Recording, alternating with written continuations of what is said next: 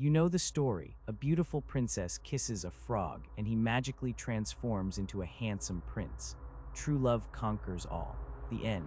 It is a tale told to millions of children around the world, animated by Disney, celebrated as a story of hope, transformation, and the power of love to see past outer appearances.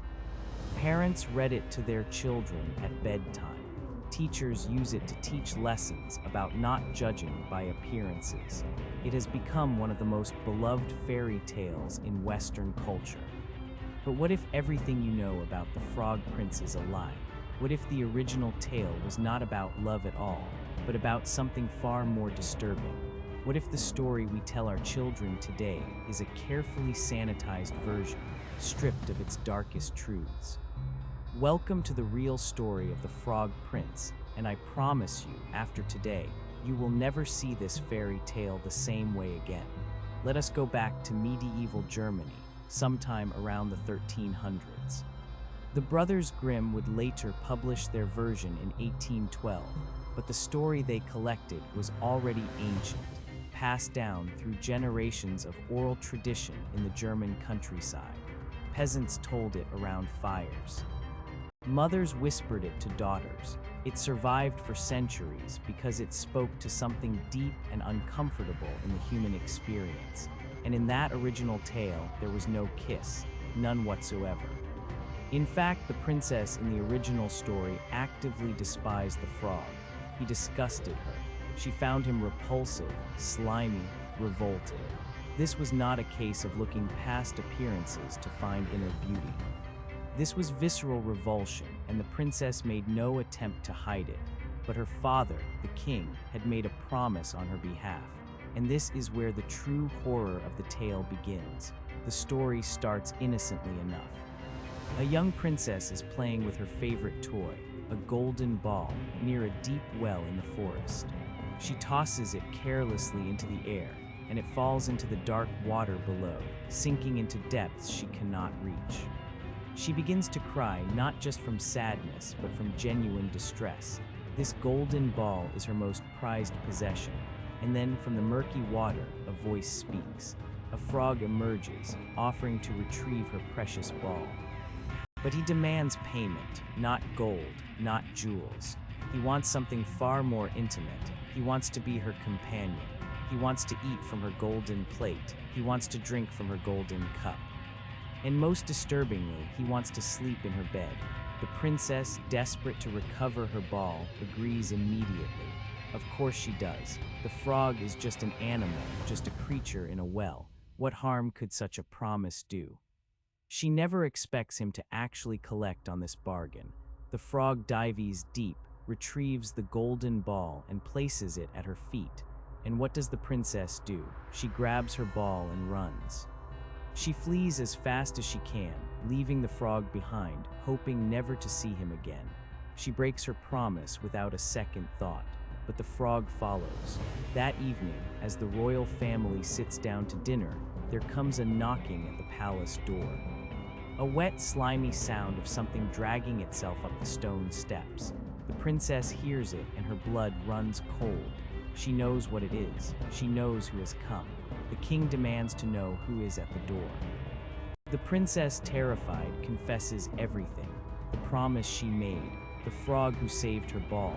Her father's response is immediate and absolute. A promise is a promise, he declares. You will honor your word. And here is where the tale transforms from a simple story into something psychologically disturbing. The king forces his daughter to open the door. He commands her to let the frog into the palace, into the dining hall, to the very table where the royal family eats. The princess is horrified, but she has no choice. Her father has spoken. The frog hops closer. He demands to be lifted onto a chair beside the princess. She must obey. He demands to eat from her golden plate. She must obey. He demands to drink from her golden cup, his slimy mouth touching the rim where her lips have been. She must obey. Imagine this scene. A young woman forced to share her most intimate spaces, her plate, her cup, with a creature she finds revolting. All because her father insists she must honor a promise she made in desperation, a promise she never thought would be enforced, and the worst is yet to come. After dinner, the frog announces he is tired. He demands to be taken to the princess's bedroom. He demands to sleep in her bed. The princess pleads with her father. Surely this is too much.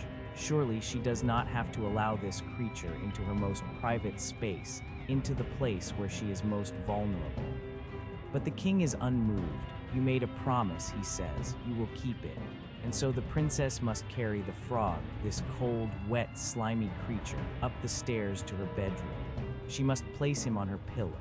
She must lie beside him. The tale describes her revulsion in vivid detail. She cannot sleep. She lies there in the darkness, feeling the presence of this unwanted creature in her bed, this thing she never wanted near her, forced upon her by patriarchal authority. And then something inside her breaks. In the Brothers Grimm earliest version, published in 1812, the transformation does not happen through a kiss. It does not happen through acceptance or love or seeing past appearances. It happens through an act of explosive violence. The princess, overcome with disgust and rage, seizes the frog in her hand. She lifts him high, and with all her strength, she hurls him against the wall. The sound of impact echoes through the chamber, and in that moment of violent rejection, of absolute refusal to accept what has been forced upon her, the curse breaks. The frog transforms. In an instant, he becomes a prince, standing before her in human form. Not through love, not through a gentle kiss, through fury, through violence, through an act of defiance against the situation she has been forced into. Think carefully about what this means. This is not a story about seeing inner beauty. This is not a tale about love conquering all obstacles. This is a story about a young woman whose boundaries are violated, who is forced into intimate contact with someone she finds repulsive, all because a male authority figure tells her she must honor a promise. And she only escapes, she only breaks free, through an explosive rejection of everything that has been forced upon her. The original Frog Prince is a tale about consent, about bodily autonomy, about the rage that builds when someone's boundaries are repeatedly violated, about the power that erupts when someone finally says no, when they refuse to accept what patriarchal structures have decided they must endure. But that version of the story could not stand. Over the next 2 centuries, the tale was systematically sanitized, stripped of its most uncomfortable truths. Victorian moralists in the mid to late 1800s were horrified by the violence in fairy tales. They saw these old folk stories as crude, unsuitable for polite society, and certainly unsuitable for children. The violence had to go. The undertones of forced intimacy had to be erased, and so they changed the story. They replaced the violent throwing against the wall with something gentler. In some versions, the princess reluctantly agrees to let the frog sleep on her pillow, and he transforms in the night. In others, she kisses him, and that kiss breaks the spell. The act of violence became an act of love. The rejection became acceptance. The rage became tenderness. By the early 1900s, the transformation was complete. The Frog Prince had become a romance. The princess was no longer disgusted and enraged. She was curious, perhaps hesitant, but ultimately willing. The transformation was no longer violent, but magical and sweet. The Frog Prince became a symbol of looking past appearances, of love conquering prejudice. All the darkness, all the complexity, all the uncomfortable truths about gender, power, and consent were completely erased. And then came Disney. When Disney and other animation studios began adapting fairy tales in the 20th century, the Frog Prince underwent its final transformation. The princess became willing, even eager. She saw past the frog's appearance from the start.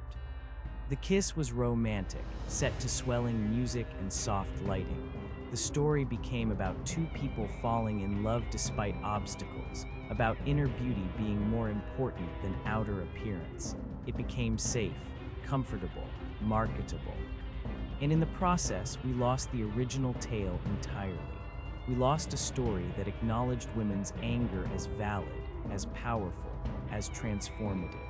We lost a narrative that said your boundaries matter, that your consent is not negotiable, that no promise should force you into situations that violate your bodily autonomy. We lost a medieval folk tale that somehow understood what we are still struggling to accept in the 21st century. Why did we do this? Why did generations of storytellers, editors, and moralists feel the need to change this tale so dramatically? Because the original story asked questions we were not ready to answer. It forced us to confront uncomfortable realities about gender dynamics, about power imbalances, about the ways women throughout history have been expected to accept unwanted intimacy because a male authority figure said they must. The frog in the original tale represents every unwanted advance, every arranged marriage, every situation where a woman's refusal was ignored because a promise had been made, a contract signed, a father had decided. The king forcing his daughter to honor her promise represents every patriarchal structure that has prioritized male authority and the sanctity of agreements over women's comfort, safety, and autonomy. And the transformation through violence, that is not about breaking a curse through true love. It is about the explosive power that comes when someone finally refuses, when they reject what has been forced upon them, when they literally throw off their oppressor. It is about the rage that has been building, the boundaries that have been violated, the autonomy that has been denied. It is about saying no with every ounce of strength you possess. But we could not teach that to children. We could not tell little girls that sometimes defiance and fury are the appropriate responses. We could not admit that the system itself was broken, that the patriarchal structures requiring women to honor promises that violated their autonomy were fundamentally unjust. So we changed the story. We made it about love. We made it about seeing inner beauty. We made it about patience and kindness. We made it safe, and in doing so, we lost something vital. We lost one of the few fairy tales that actually validated women's rage. We lost a story that said your anger matters, that your revulsion at being forced into unwanted intimacy is justified, that violent rejection of such situations is understandable. We lost a tale that recognized the reality of women's experiences throughout history. The original Frog Prince was not a romance. It was a rebellion. It was a medieval folk tale that carried within it a message of resistance, a validation of women's fury, an acknowledgement that consent cannot be overridden by promises or patriarchal authority. It was a story that said transformation does not come from forcing someone to accept what repulses them. Real change comes from respecting their right to refuse. So the next time you hear the Frog Prince, remember what was lost in translation.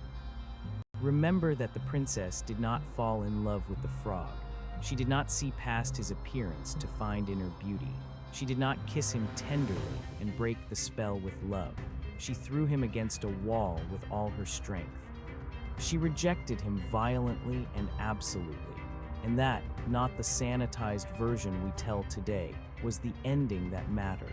That was the truth we should have kept.